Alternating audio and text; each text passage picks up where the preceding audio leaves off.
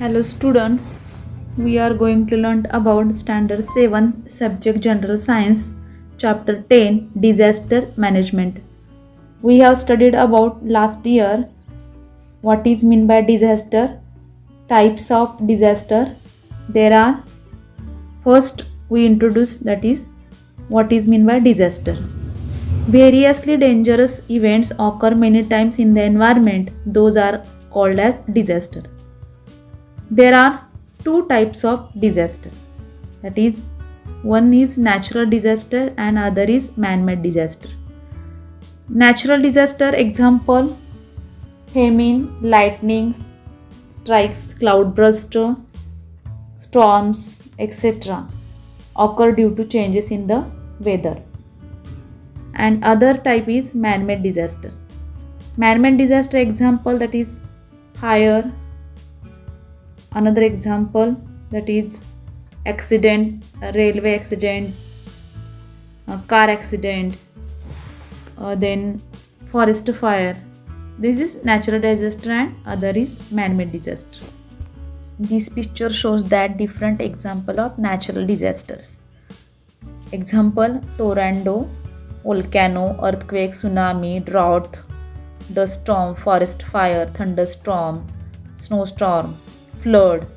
अशा प्रकारचे different example आपण नैसर्गिक आपत्तीमध्ये बघत असतो. नैसर्गिक आपत्ती म्हणजे निसर्गानिर्मित झालेली आपत्ती, अचानक आलेलं संकट, आणि अशा नैसर्गिक घटना सतत घडत असतात. दुष्काळ आहे, वीज कडाडत असते, ढगफुटी होते, चक्रीवादळ होतं आणि पूर तर समस्या आपण वर्षानुवर्ष आत्ता सध्याच आपण पूर परिस्थिती सगळेजण अनुभवत आहोत. आणि अशा प्रकारच्या घटना घडल्यामुळे भरपूर नुकसान होतं, आर्थिक नुकसान होतं, जीवितहानी होते, वित्तहानी होते आणि पूर्ण जनजीवन काय होतं, सगळं विस्कळीत होतं.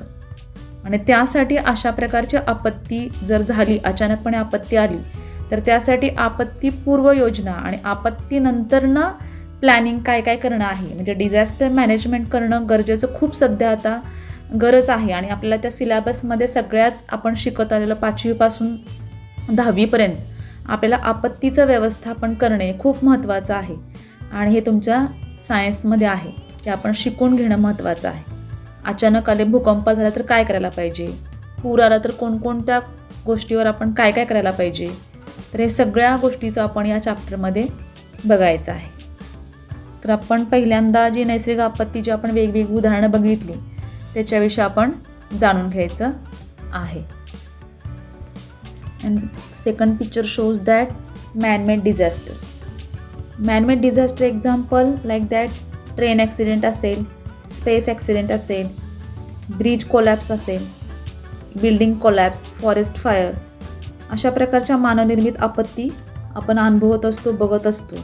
आणि ह्याच्यासाठी सुद्धा आपण कोणकोणती उपाययोजना करणं गरजेचं आहे हे आपण लक्षात घ्यायचं आहे. तर आपल्याला नेक्स्ट पॉईंट बघायचं आहे नॅचरल डिझास्टरमधला. फर्स्ट बघूया आपण फेमिन. आपण पहिल्यांदा बघूया what is mean by famine. Famine म्हणजे काय, दुष्काळ. आता दुष्काळ म्हणजे आपण म्हणतो एक तर ओला दुष्काळ किंवा कोरडा दुष्काळ.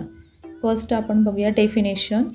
The condition that arises due to long term and severe scarcity of food grains and water is called a famine. म्हणजे लक्षात घ्या, दुष्काळ पडल्यामुळं काय होतं की परिस्थिती खूप वर्ष, साधारणपणे 1975 साली खूप मोठा दुष्काळ पडला होता 75-76च्या दरम्यान. आणि त्यामुळे खूप अन्नधान्याची कमतरता भासते, पाण्याची कमतरता भासते आणि पाऊसच पडला नाही खूप वर्ष तर दुष्काळ हा पडतो.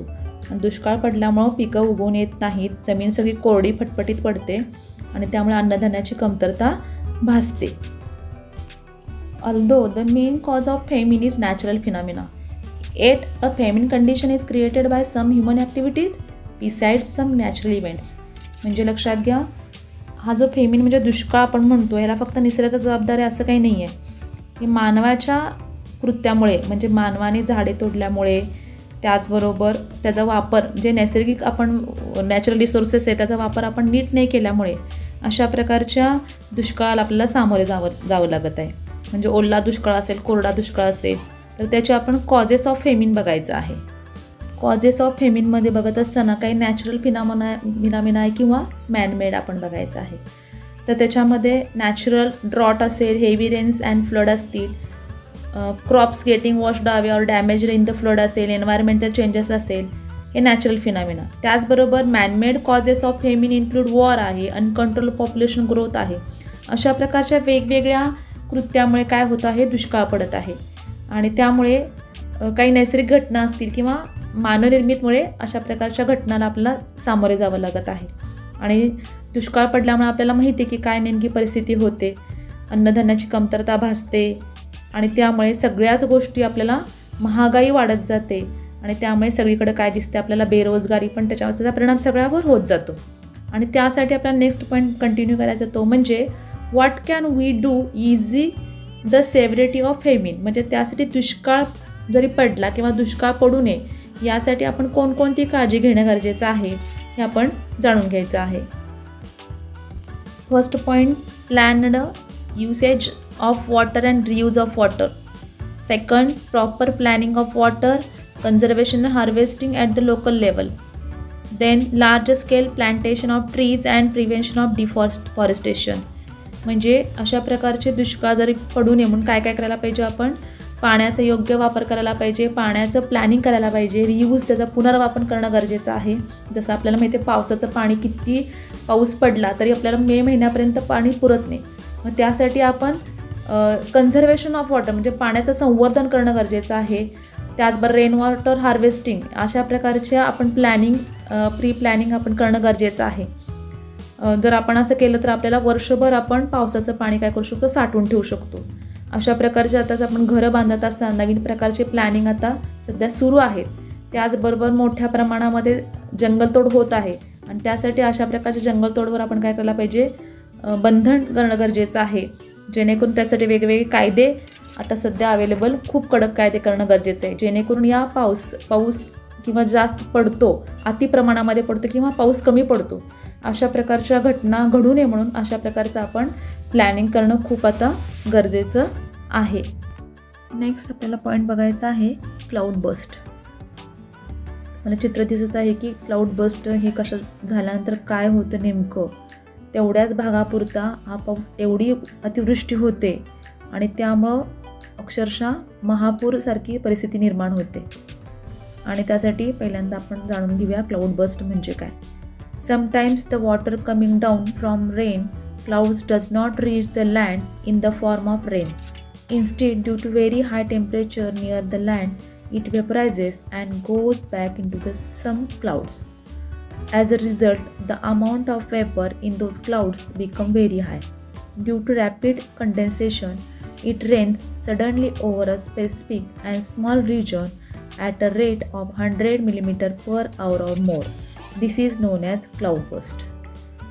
थोडक्यात काय बघा, काही वेळा एवढा पाऊस पडतो की आपल्याला माहिती आहे की पाऊस कसा पडतो की सूर्याच्या उष्णतेमुळे पाण्याची वाफ होते आणि वाफ होऊन ती त्याच्यापासून ढग तयार होतात आणि त्याच्यापासून थंड झाले की त्याचं रूपांतर पावसाच्या स्वरूपामध्ये होतं. पण हा ढगफुटीसारखा पाऊस असतो. काय होतं नेमकं बघा, तर काही वेळा पाऊस देणाऱ्या ढगातून खाली आलेलं पाणी पावसाच्या स्वरूपामध्ये जमिनीवर न पडता जमिनीकडील उष्ण तापमानामुळे त्याची परत वाफ होते आणि ती त्या ढगात सामावली जाते. परिणामी काय होतं, त्या ढगात वाफेचा अधिक साठा होतो आणि शीघ्र संगणन क्रियेमुळे अचानकपणे काय होतं, एखाद्या विशिष्ट व लहान अशा भूभागावर सुमारे 100 मिलीमीटर प्रति तास किंवा त्यापेक्षा अधिक प्रमाणामध्ये पाऊस पडतो आणि यालाच आपण काय म्हणतो, ढगफुटी. तर अशा प्रकारच्या घटना आता सतत घडत आहेत. आपण परवाच पुणे शहरामध्ये अशा प्रकारची ढगफुटी आपण बघितली असेल. त्याचबरोबर 2005 साली मुंबई शहरामध्ये ढगफुटी झाली होती.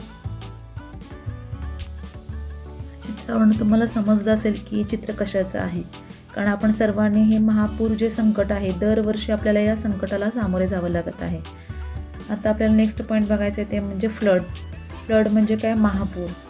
We have already learn about floods and the effects of floods. आपण अगोदरच महापूर म्हणजे काय, महापुरामुळे होणारे परिणाम अगोदर शिकलेला आहोत. प्रत्यक्ष आपण बघितले की महाराष्ट्रामध्ये 2005 साली खूप मोठा महापूर येऊन गेला आणि आत्ता 2019 नंतर आत्ता 2021ला पण आपण महापुराला सर्वांनी संकटाला तोंड दिलेलं आहे. आणि महापुराची समस्या आल्यानंतर काय होतं हे प्रत्यक्ष अनुभव घेतलेला आहे. त्याच्यामुळं मोठमोठ्या इमारती असतील, छोटी घरं असतील, पाण्याखाली जातात आणि सगळं घरामध्ये पाणी शिरून खूप मालमत्ता, सगळं घरातलं नुकसान होतं. त्याचबरोबर जनावरे दगावले जातात आणि त्याचं नुकसान आपल्याला भोगावं लागत आहे. तर यासाठी आपण बघायचं की protective measures in view of floods. त्यासाठी आपण उपाययोजना काय करायला पाहिजे ते आपण जाणून घेऊ. First, construction of small dams in mountain regions. डोंगराळ प्रदेशामध्ये लहान धरणं बांधायला पाहिजेत. Second, construction of percolation tanks. पाझर तलावाची निर्मिती करणे. Third, making river beds flat. नद्यांचे पात्र कृत्रिमरित्या सरळ करायचे. Fourth, cultivation of new forest. And fifth, connecting rivers. तर अशा प्रकारचे नवीन नवीन उपाययोजना करणं गरजेचं आहे, जेणेकरून या दरवर्षी आपण महापूर संकटाला तोंड देत आहोत आणि ह्याच्यासाठी आपण काहीतरी काही नवीन नवीन योजना हे करणं गरजेचं आहे. प्री प्लॅनिंग असेल, त्याच्यानंतरनं आपत्ती येऊन गेल्यानंतर कुठल्या कुठल्या प्लॅनिंग आहे हे आपण करणं गरजेचं आहे. ओके, नेक्स्ट पॉईंट आपल्याला बघायचा आहे नॅचरल डिझास्टरमधला lightning. You have learned about generation of electric charge and lightning strikes in the lesson on static electricity. In this lesson, we shall learn something more about lightning and the measures for protection from it. So what precaution will you take during thunderstorms? म्हणजे वीज कडाडते आणि वीज कडाडल्यामुळे काय काय घटना घडतात आणि त्यासाठी आपण कोणकोणती काळजी घेणं आहे गरजेचं आहे हे आपण जाणून घ्यायचं आहे. वन बाय वन आपण बघूया. First, do not stand on open ground or below a tree. Do not go to high location or climb a tree. समजा वीज कडाडत असेल आणि तर काय करायला पाहिजे, आपण मोकळ्या जागेवर किंवा झाडाखाली आपण अजिबात थांबायचं नाही. त्यानंतर do not stand near an electric pole, a telephone pole, a tower etcetera. म्हणजे समजा वीज कडाडत असेल तर त्यासाठी विजेचा खांब असेल किंवा टेलिफोनचा खांब असेल किंवा टॉवर असेल अशा खाली अजिबात थांबायचं नाही. Do not lean on wired fences around a farm, a compound, a garden or a house. Do not gather all together in one place. एकत्र सगळ्यांनी गोळा व्हायचे नाही. Do not use plugged in electric appliances. Do not use a mobile or telephone. वीज कडाडत असेल तर विजेची बटणं असतील किंवा त्याचा आपण बंद चालू करायचं नाही. त्याचबरोबर मोबाईल किंवा टेलिफोनचा वापर करायचा नाही. तर अशा प्रकारच्या वेगवेगळ्या आपण जर वीज कडाडत असेल तर आपण ही काळजी घेणं गरजेचं आहे. त्यानंतर आपल्याला बघायचं आहे, त्यानंतरचा आपल्याला नेक्स्ट पॉईंट कंटिन्यू करायचा आहे तो म्हणजे volcano. A volcano is a natural event or phenomena. The interior of the earth is very hot. Movement of hot substances continuously occur from the interior towards the surface of the earth. As a result, sometimes the solid, liquid and gaseous substances below the earth's crust are pushed towards the crust. When these substances come out of the earth's crust in an eruption and start flowing, it is called a volcano. तर ज्वालामुखी म्हणजे काय हे आपण बघायचं आहे. ज्वालामुखी ही एक घटना जी आहे ती कशी घटना आहे, एक नैसर्गिक घटना आहे.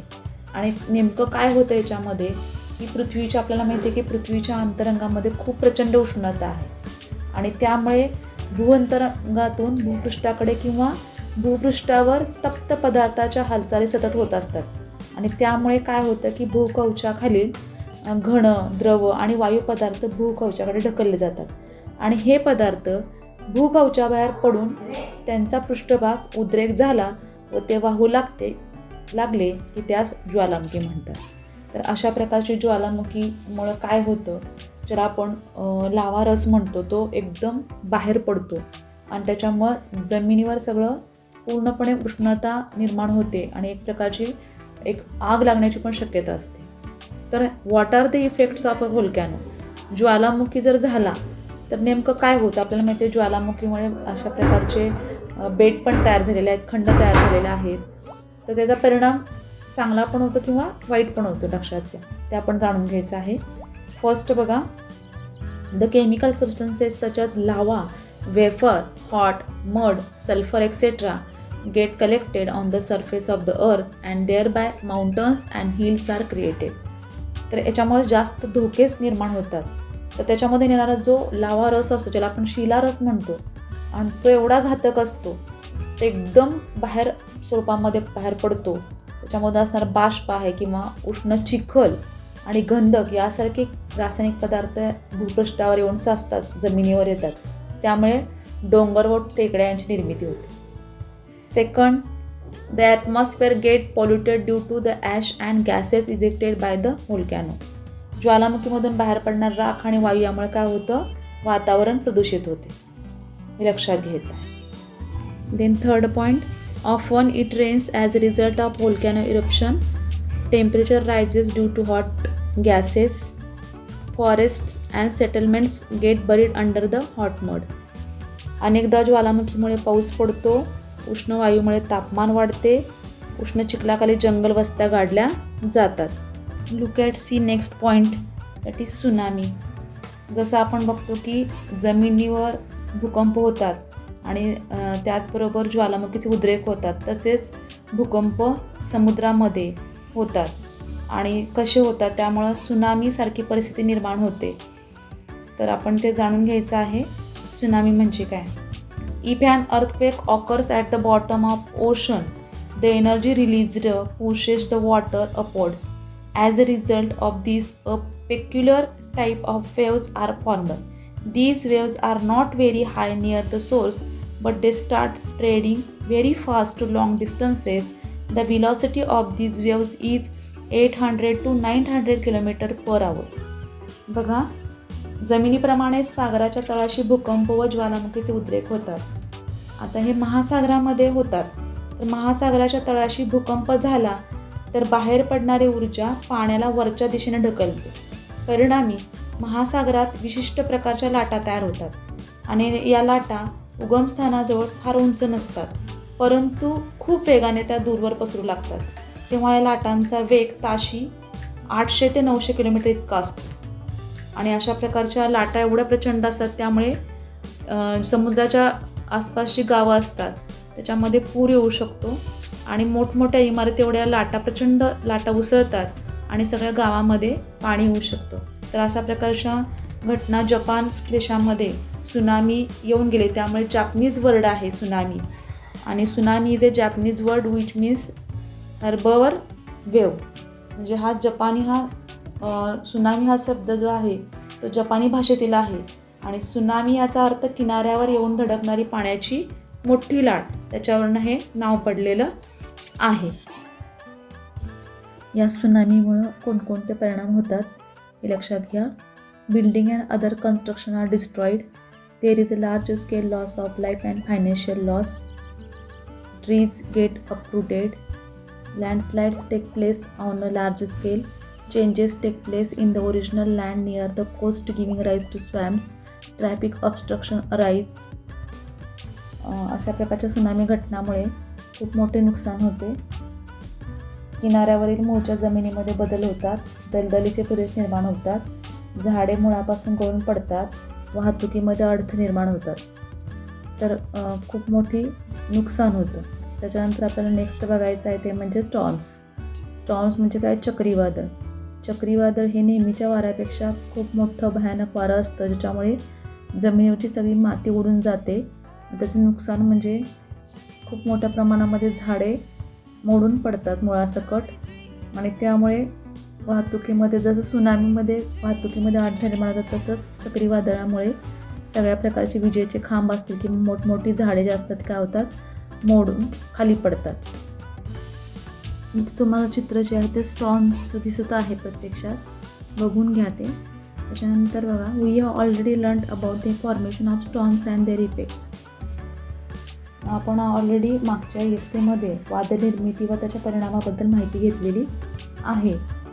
आता वादळ झाल्यानंतर कोणकोणती काळजी घ्यायची ते बघूया. Regularly cut down trees or branches that are likely to fall and cause damage.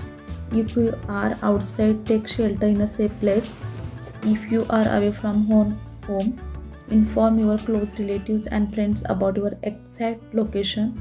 At home, shut the valves of gas regulators and turn off the electric supply.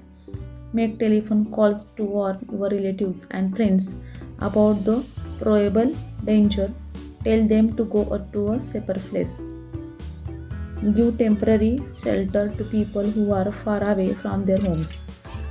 बघा, इमारतीवरून पडून नुकसान करणारी झाडे नियमित छाटा, नुकसान टाळा. आपण घराबाहेर जर असेल तर नेमके कोठे आहात याविषयी आपल्या नातलगांना, मित्रांना कळवा. तुम्ही स्वतः बाहेर असताल तर सुरक्षित ठिकाणी आश्रय घ्या. गॅस रेग्युलेटरचा स्विच बंद करा. वीज पुरवठा खंडित करा. तुमच्या नातलगांना, मित्रांना फोनच्या मदतीने संकटापासून सावध करा आणि त्यांना सुरक्षित जागी जाण्यास सूचना द्या. घरापासून दूर असणाऱ्या इतर लोकांना घरात तात्पुरता आश्रय द्या. तर अशा प्रकारच्या घटना सतत घडत असतात आणि याविषयी आपण स्वतः काळजी घेणे तसेच दुसऱ्यांना पण त्याचे मार्गदर्शन करणं गरजेचं आहे. तर अशा प्रकारच्या डिझास्टर मॅनेजमेंट आपण आत्तापर्यंत वेगवेगळ्या बघितलेल्या आहेत. त्याच्यामध्ये आपण अर्थक्वेक बघितलेला आहे, फ्लड्स आहे, त्याच्यानंतरनं क्लाउड बस्ट असेल, सुनामी, स्टॉर्म्स असेल, अशा प्रकारच्या नॅचरल डिझास्टरच्या आपण वेगवेगळी उदाहरणं बघितली. त्याच्यासाठी आपण उपाययोजना म्हणजे काय, आपण अशा प्रकारची जर संकट आलं, आपत्ती आली तर आपण तातडीने उपाययोजना करणं गरजेचं आहे.